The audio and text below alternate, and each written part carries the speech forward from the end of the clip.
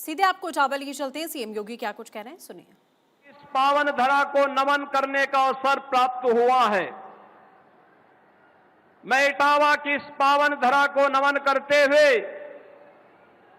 आप सभी उपस्थित जनता जनार्दन का और इटावा वासियों का हृदय से स्वागत करता हूं, अभिनंदन करता हूं। बहन और भाइयों, अब इटावा के नाम पर कहीं भय और दहशत नहीं होती है। अब इटावा के नौजवान के सामने पहचान का संकट नहीं होता है।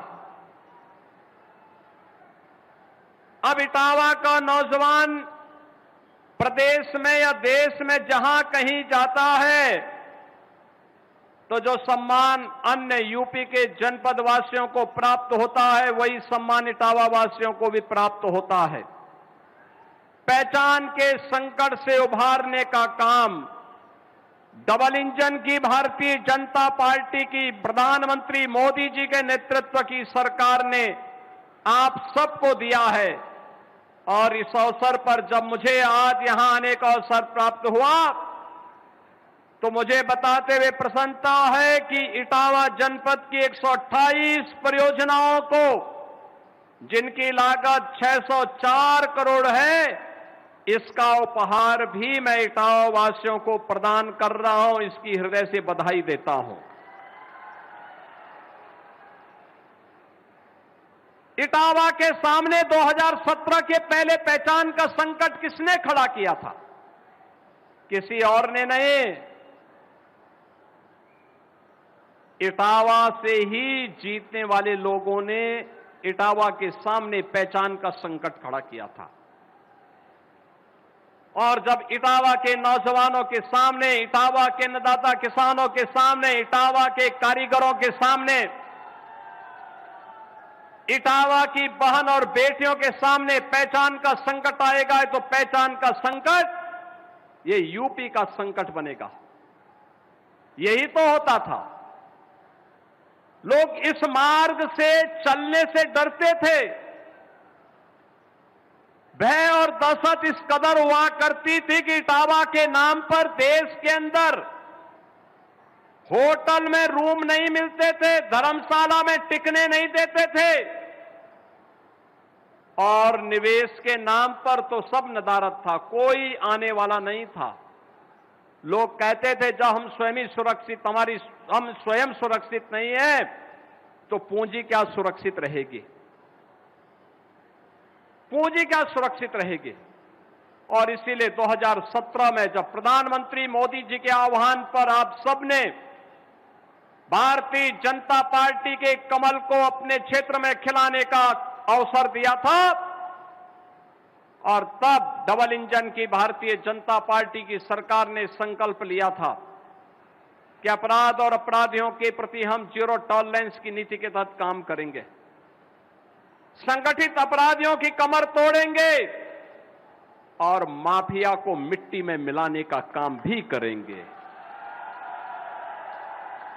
बहन और भाइयों,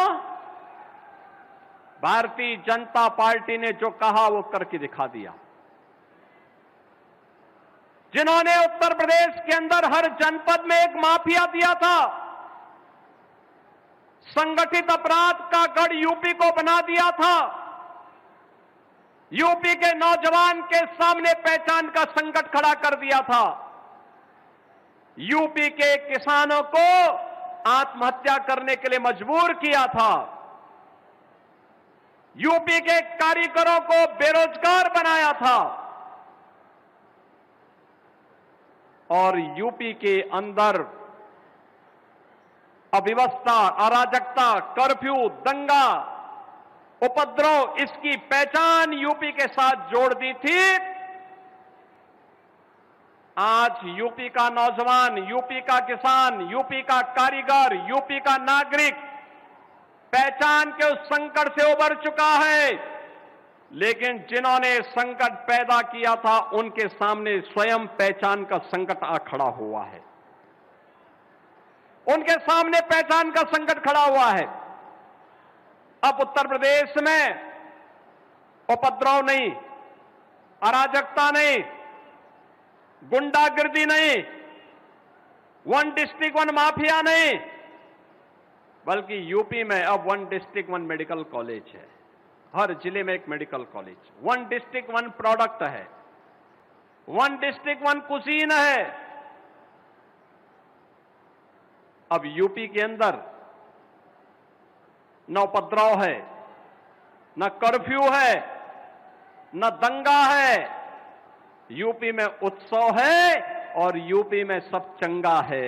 ये नए यूपी की नई कहानी है।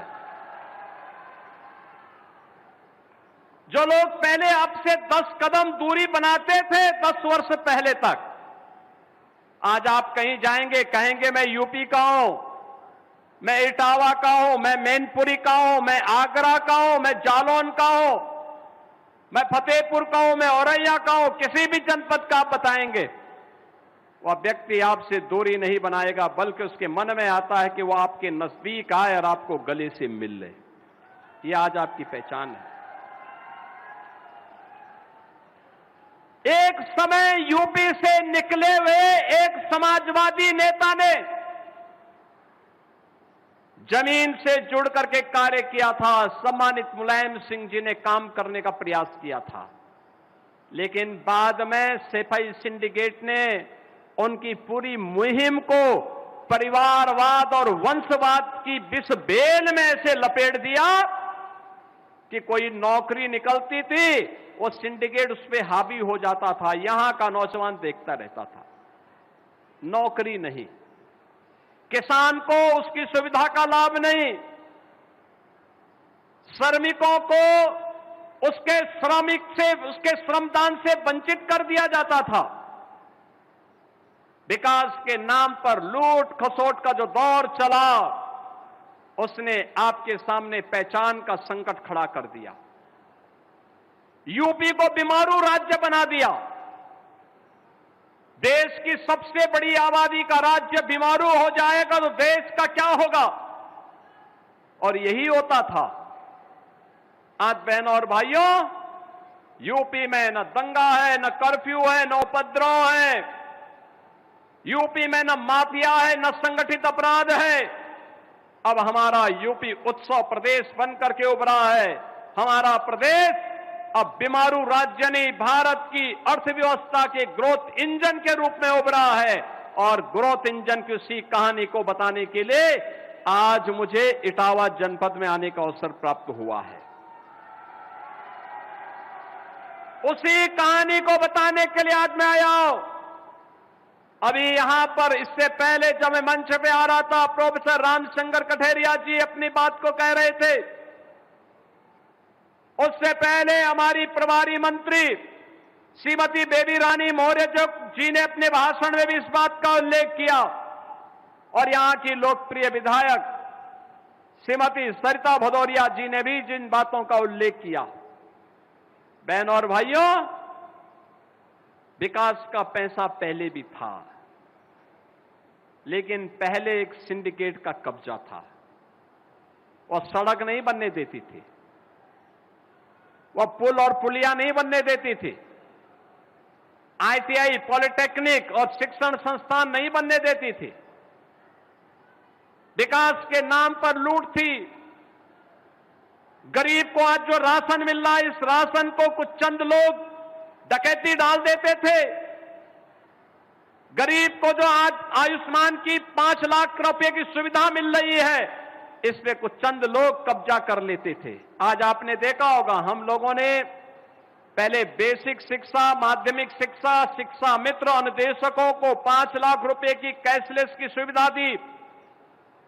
आज हम लोगों ने उच्च शिक्षण संस्थानों से जुड़े हुए सभी शिक्षकों और शिक्षणोत्तर कर्मचारियों के लिए 5 लाख रुपए की कैशलेस की सुविधा को जारी किया। प्रदेश में पहले से 10 करोड़ लोगों को हम इस सुविधा का लाभ दे रहे हैं। प्रदेश पहले भी था, लेकिन इस पर एक सिंडिकेट का कब्जा था। वह पैसा डकार जाता था, गरीब ताकता रह जाता था। बीमारी की चपेट में आकर के वह टकटकी लगाई देखता रहता था। भूख से मरना, बीमारी से मरना उसकी नियति बन चुकी थी। नौजवान नौकरी के लिए भटकता था, इस सिंडिकेट का कब्जा होता था, नौकरी बिकती थी, नौकरी योग्यता के आधार पर नौजवानों को नहीं मिलती थी। यही तो होता था यूपी में। आज जब मैं देखता हूं नियुक्ति पत्र वितरण करता हूं, तो इटावा का नौजवान भी धमाकेदार तरीके से नियुक्ति पत्र प्राप्त करता है, तो मुझे बहुत खुशी होती है कि हमारा इटावा का नौजवान भी नियुक्ति पत्र प्राप्त कर रहा है। मैं पूछता हूं उससे कि भाई क्या कहीं से सिफारिश तो नहीं करानी पड़ी? कहता नहीं, अपनी योग्यता से आया हूं, और हम तो धन्यवाद करते हैं कि योग्यता के आधार पर नियुक्ति आज हमें प्राप्त हो रही है। आज मैं देखता हूं यूपी की मेरिट सूची आती है, तो यहां का नौजवान भी उस मेरिट सूची में आता है।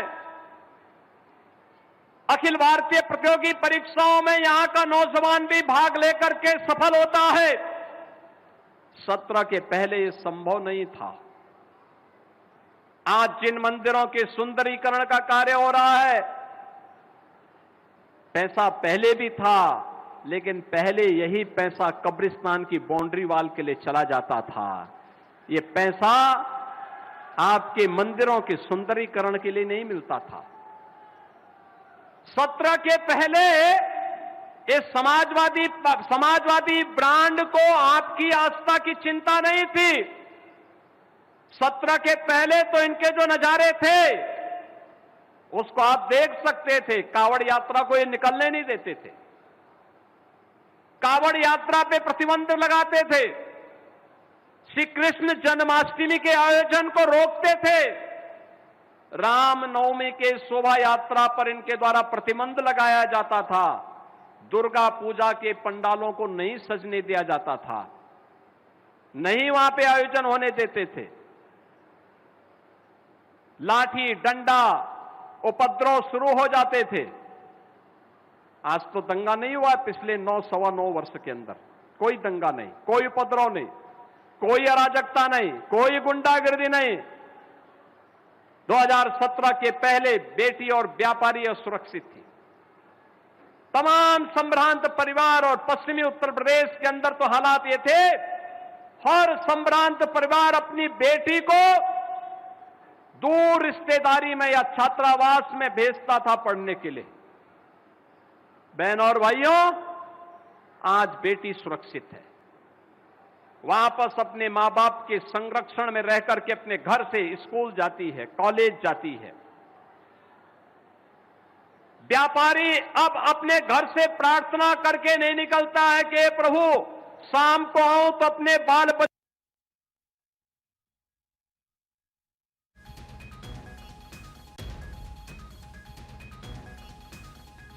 आदित्यनाथ को आप सुन रहे थे। इटावा में इस समय मौजूद हैं। तमाम बड़ी बातें सीएम की तरफ से कही गई हैं। नौजवानों का जिक्र यहां पर सीएम योगी ने साफ तौर पर किया कि किस तरीके से इटावा के जो नौजवान हैं उन्हें रोजगार मिलता हुआ इस समय नजर आ रहा है।